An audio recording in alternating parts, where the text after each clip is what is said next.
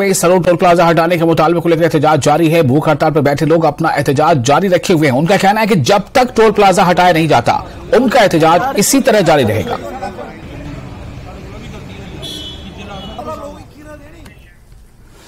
बाबापुरा जैनापुरा शोपियां में एक दिलदोज हादसा पेश आया है। बिजली पोल की मरम्मत के दौरान दो भाइयों को करंट लग गया और इनकी पहचान माशूक अहमद हजाम और इरफान अहमद के तौर पर हुई है। दोनों को इलाज के लिए जिला अस्पताल अनंतनाग मुंतकिल किया गया। यहां पर डॉक्टरों ने माशूक अहमद को मुर्दा करार दिया। दूसरे भाई का इलाज जारी है। जिला बारामूला में पुलिस की जानिब से मंशियात मुखालिफ मुहिम जारी है। बारामूला पुलिस ने रवां साल के दौरान मंशियात के स्मगलरों की 2.1 करोड़ रुपए की जायदादें सील कर दी हैं।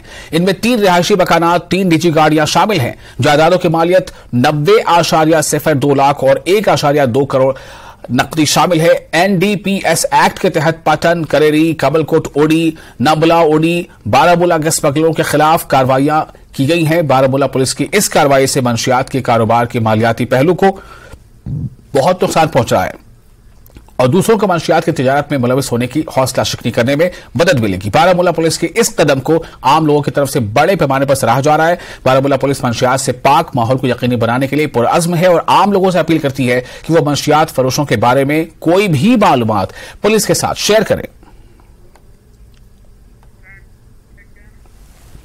बारामूला पुलिस ने नांगली नाला, चंदकोट करेरी, वारपुरा, कंजर, यकमनपुरा, पटन में गैर कानूनी तौर पर मादनियात निकालने की पादाश में 7 ट्रैक्टर जब्त कर लिए हैं और 7 ड्राइवरों को गिरफ्तार कर लिया है। इनके खिलाफ मुकदमा दर्ज किए गए हैं और तहकीकात शुरू कर दी गई है। इस कार्रवाई में करेरी में 3 ट्रैक्टर और 3 ड्राइवर, कंजर में 2 ट्रैक्टर और 2 ड्राइवर, पटन में 2 ट्रैक्टर जब्त करके 2 ड्राइवरों को गिरफ्तार किया गया है। इनके खिलाफ पुलिस स्टेशन करेरी, कंजर और पटन में FIR दर्ज की गई है और इस हवाले से मजीद तफ्तीश शुरू कर दी गई है।